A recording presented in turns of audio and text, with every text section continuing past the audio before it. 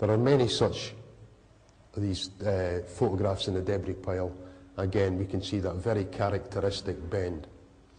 You'll also notice the colour change of the end of that column. It's a redder colour, a more orange colour than the rest of the steel. That's indicative of a localised thermal event. Something has heated that up. I'd like to get a closer look at that. It's sometimes difficult to tell from photographs, but if we can actually see that column, we could learn much more. But what you see is a thermal event, and you see the particular kind of failure that we would expect. As regards the concave, the opposite concave faces, again, we see exactly that. One of them pushed inwards by the concussion of the explosion, and the other pushed inwards by the weld as it's been torn across. So what we see is exactly the kind of failure that we would expect to see. In terms of the behaviour of the dust cloud, I talked earlier on why the corners were not involved with the expulsion of dust.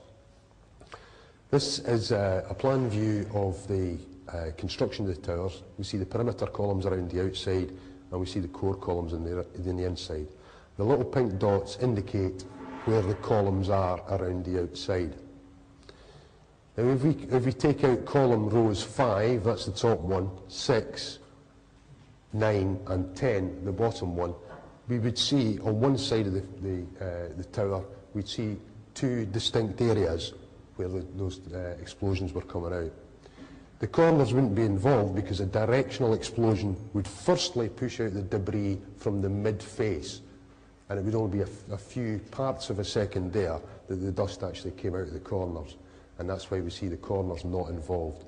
So again, these pieces of evidence are all beginning to fit together and beginning to match what we'd actually expect. And you'll notice from that, and you'll notice from other plan views, that every single one of those core columns in column rows 5, 6, 9 and 10 were adjacent to and accessible from inside the elevator shafts. And I believe that gets round the argument that's put forward by some people who say, how could you plant explosives in an office building that was being used every day? Well, there's your answer, from inside the elevator shafts. We've also heard anecdotal evidence that there was a great deal of work carried out on the elevators beforehand. I'd like to have that properly checked out. As I say, it's anecdotal evidence, and I wouldn't swear to it. What we see here is the spire. Looking at the second tower to collapse, there was a piece of core column, a piece of core structure, which was left after the remainder of the tower had collapsed.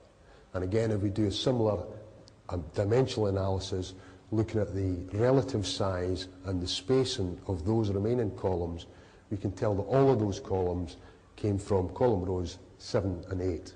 Those columns which were not accessible from the elevator shafts, and incidentally, the weakest columns in the core. So in the early stages of the collapse, the core columns that fell down were the strongest ones that were situated next to the elevator shafts. The ones which survived were the weakest ones, which were not situated next to the elevator shafts. Moving on to the perimeter structure. Again, I would urge you to look at this video and study this video. This shows us the first stage of the collapse of the perimeter section. This photograph is taken immediately before initiation of the collapse. And the first thing we see is that white band, that white smoke coming out from the corner section. And that white smoke, we see that again and again and again within the collapse. But we see the very beginning where we see this white smoke developing. It doesn't show up very well on the screen capture, but it shows up very well in the video. Moving on, look at the same area where the white smoke was coming out. You can still see it, and you can see a distinct white flash coming out the side of the building. We also see another one in the opposite corner to the square, and where the arrow is, we see again a change in the colour and the character of the smoke coming out the building. Those 3 points form 3 corners of a square. And if we look at the other corner of that square, that is the area where we see the molten metal pouring from the building. Molten metal, which is totally unexplainable within the confines of a jet fuel fire.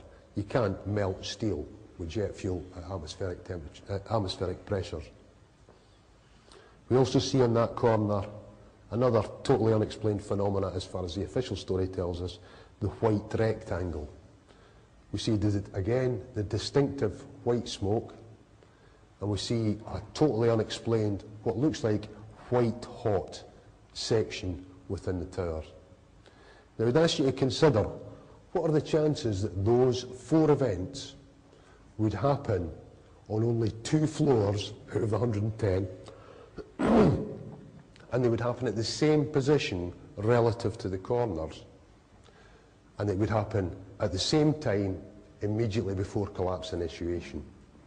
I'd then ask you to consider, what is the chances that those events were totally unrelated to the fact that immediately after collapse started, all those 4 positions become major seats of failure. And what I mean by that is, if you're talking about a bend, that major seat of failure is right on the point of the bend. In all 4 cases, we see that when we see the flashes of light, when you see the changes in the colour and the character of the smoke emissions, immediately afterwards, that area becomes a major seat of failure. That's not a coincidence. The photograph has turned out very badly, but we're talking about 4 events, 4 areas. But again and again and again, on more and more videos, we can see these white flashes of smoke and the changes in the colour. That was another one, but it's not a very good reproduction. Again, we can see one there. Again and again, we see these throughout the tower. You can understand 1, you might think, well, that's a coincidence. 2, maybe 3, 4, 5, 6, 7. Again and again and again, we see the white flashes, the colour changes in smoke, then becoming major seats of failure. What I mean by major seats of failure, we see the upper section beginning to fall over. We see it tilting over. But that upper section hasn't fallen over as one section. If you look at the line of the core columns, you can see a distinct bend in those corner columns. And that is exactly the same position where we saw the white flashes. And again, you can still see the white smoke. So the point's being made that those columns were taken down deliberately by charges placed in the corner. They were placed 4 to a floor, every 15 or 20 stories down the building, and they went off in unison to break up the perimeter corner structures.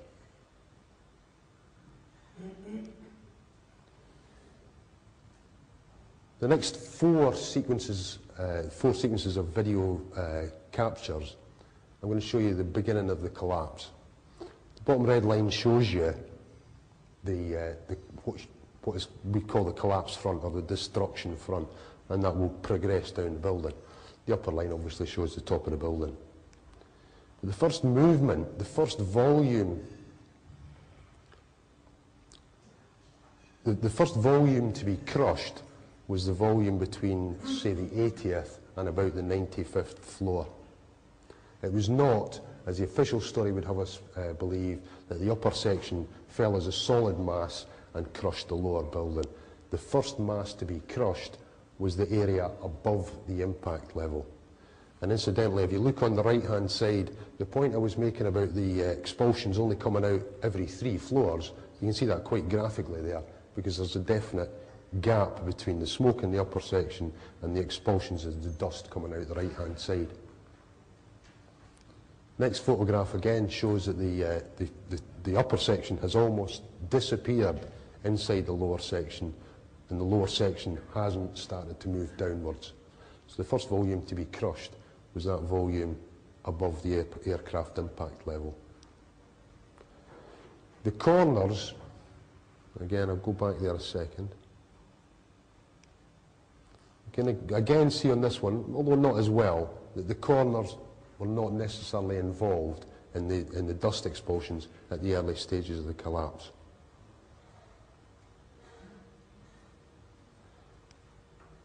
And here we see one of those corner sections still surviving.